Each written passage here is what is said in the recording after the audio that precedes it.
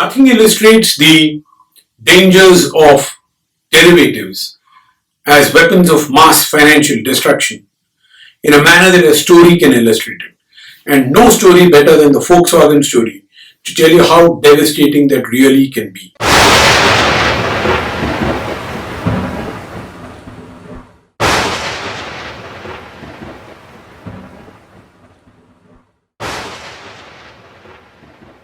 This story dates back to the beginning of the global financial crisis, which started with the demise of Lehman Brothers in September 2008. Back then, American companies were dropping dead at the rate of several dozens every quarter. It was expected that large number of people would lose their jobs, and if people lost their jobs, then who was going to buy cars? Now, the credit crunch on Wall Street put a huge dent in car sales nationwide. Automakers posted double-digit drops in new car sales for September, and 24-hour News 8's Jay Hermazinski spoke to a local auto dealer about how the economy is hurting sales. Jay? The credit crunch is keeping many consumers from purchasing new cars. A difficult year for the auto industry. First came the slowdown in the economy, then high gas prices. Now, with Wall Street in turmoil, a credit crunch. Any one of those factors alone would hurt car sales. Together, they spell trouble for the industry. At Ford, sales dropped 34% in September, its worst sales month this year. GM is down 16%. Foreign car makers didn't fare any better. Toyota down 32%, Honda 24%. Dealerships say tight credit is making it harder for people to get a car loan. And so you find that during the last quarter of 2008, the stocks of car companies were on a steady decline because American car companies were expected to do poorly. Around this time, it's interesting to see that one company, Volkswagen, that stock alone was rising in a market where everything else was collapsing. Usually, the focus is on cars at Volkswagen's Wolfsburg headquarters. But recently, everyone was talking about the company's share price, which had soared above €1,000. Now, hedge funds, smart investment managers, and savvy equity researchers, these kind of people wait and watch to spot such opportunities. And they did spot Volkswagen rising when the rest of the market was collapsing, particularly auto stocks. Not to forget that General Motors declared insolvency during this period. Here's what they saw. They saw Volkswagen stocks steadily rising, while all other stocks and auto stocks in particular were collapsing. The strategy was blindingly obvious. Short Volkswagen. And here's what they did. They shorted Volkswagen in every way that they could short it. They borrowed stocks and sold them. They sold what they had. They sold what they didn't have by borrowing it and selling it. They shorted Volkswagen in the futures market, and they puts on Volkswagen, which is to say that they tried to make money every single way that they could have on Volkswagen's share price. The bet was that a collapse of the Volkswagen share price was going to be inevitable. The day would come, Volkswagen would collapse, and everyone that was short on Volkswagen would make a killing. Now, unknown to the people that were short on Volkswagen, what was actually happening at Volkswagen was something else. There was in the background a takeover on Volkswagen mounted by Porsche. While the world stock markets are taking a beating, shares in Volkswagen are hitting sky-high levels. Here's why. 1. Porsche is buying up VW shares in a bid to take control of the company. 2. There's not that many shares available to buy, what they call the float. And when something's in short supply and people really want it, the price goes up. On top of that, short sellers are heavily involved in this. So far this year, VW stock is up by more than 350%. But once Porsche takes control, the price is expected to drop by quite a bit. The sports car racer had decided that it was going to take over Volkswagen, And that actually was what was pushing up the Volkswagen share price. And Porsche went long on Volkswagen, very similar to the manner in which the hedge funds went short on Volkswagen. They bought Volkswagen shares, they bought Volkswagen calls, and they went long on Volkswagen futures. Now, the problem with going long in derivatives is that nobody can make out who has taken a long position. So it was not possible for the regulator or indeed anyone else to know that Porsche had gone long on Volkswagen. And so behind the scenes was a battle between those who had decided that Volkswagen was going to collapse and Porsche, whose real intention was to acquire Volkswagen. Nobody knows the other's position for a fair bit of time.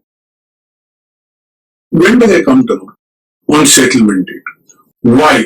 Because on settlement date, if you've sold, you have to deliver, which for cash trades is not a big deal because it's T plus 2, so or T plus 3, so you have to deliver what you sold in the last 3 days. That's not such a big deal. What's really a big deal is when you had shorted by borrowing, shorted in futures, and shorted in options. The settlement date is well into the future. You could have built up a huge position.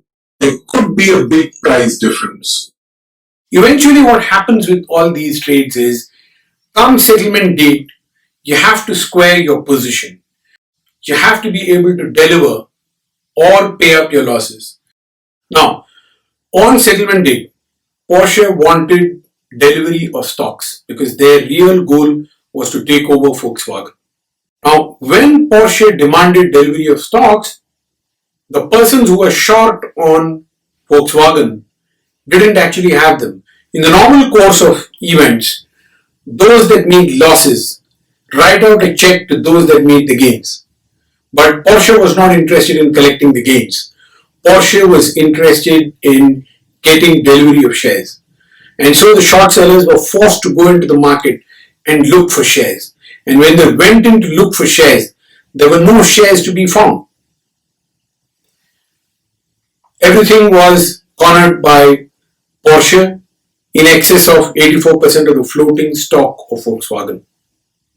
That eventually turned out to be a huge embarrassment for the German market regulator because you're not supposed to buy more than 5% without notifying the exchange, 10% without notifying the regulator, and typically if you cross 15% of the shares of a company, you're supposed to offer to buy from the public at large. None of these thresholds had been notified. They had all gone unnoticed. And what was the German regulator doing? That was one of the questions that would come to haunt the German regulator. In the meantime, Porsche was looking for delivery and the short sellers were hunting in the market for stocks, none to be found. In just 3 short days, the Volkswagen stock hit sky high in what is known as a short squeeze, when those who have sold short are forced to go back into the market and hunt for stocks. The share price skyrocketed. It went up by a factor of 11 times in 2 to 3 trading sessions.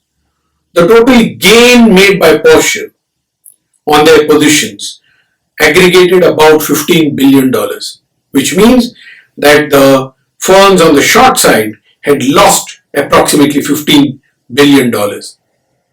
It takes a lot more effort to make $15 billion by designing and selling cars.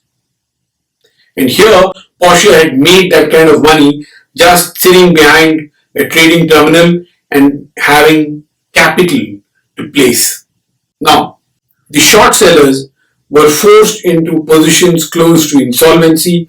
The regulator had to step in and force Porsche to agree for a cash settlement, which means not to insist on delivery of the securities. And here's what happened in that backdrop. A number of the hedge funds and short sellers made huge losses. Amongst them was the industrialist Adolf Merkel. And his share of the loss came to be close to $600 million. Adolf Merkel, in order to engage in these transactions, had pledged his securities with the bankers. And those bankers needed the cash immediately. And in the consequence, because Mr. Merkel, indeed, nobody in the world has $600 million in cash lying around, they impounded the securities that they had taken as margin, which included shares in ratio form, and sold it in the market to realize the cash. In effect, Mr. Merkel lost control of the company that he had built brick by brick since World War II. It broke his heart. One day, he left work, did not reach home. He drove to a railway line that runs behind his house and lay down on the track. German billionaire Adolf Merkel's family say he took his own life, broken by weeks of struggling to salvage his vast business empire. The 74-year-old was hit by a train and killed on this lonely stretch of railway track. Public prosecutors say a goodbye letter to his family was found and that Merkel left the office as normal in the afternoon. Zum einen, dass On the one hand, the railways gave notice of an accident, and on the other, the family said that he should have been home and wondered where he was, so these two paths crossed. Zusammen ergeben haben. Merkel built up a vast portfolio of business interests controlled by his family. They include generic drugs maker Rescher Farm, Heidelberg Cement, and stakes in other industries from sugar refining to ski slope equipment. The media-shy entrepreneur was last year rated the world's 94th wealthiest according to Forbes magazine. But the empire, with annual sales of over $40 billion, notched up huge losses last year as the global economic crisis hit. The family lost nearly $540 million on Volkswagen shares alone in a wrong-way bet that caught out many investors. They'd been in talks for weeks to renegotiate loans when Merkel died. Paul Chapman, Reuters. And that is how destructive derivatives can be if you don't know what you're doing and why you're doing it. The story has an interesting postscript. The regulator was quite upset with Porsche. There was a lot of criticism in German society of what Porsche had done. Are you a car maker or are you a financial speculator? Is this what you're supposed to do? And under that pressure, the CEO and the CFO were forced to step down, and there was significant amount of management disarray at Porsche. Here at Stuttgart Airport, the Volkswagen board is going to be meeting after Vida King has left Porsche, as well as his CFO, who is Holger Hertha. Both of those men spearheaded a David versus Goliath attempt to take over Europe's biggest car maker, Volkswagen. In that confused state, Volkswagen turned around and acquired Porsche.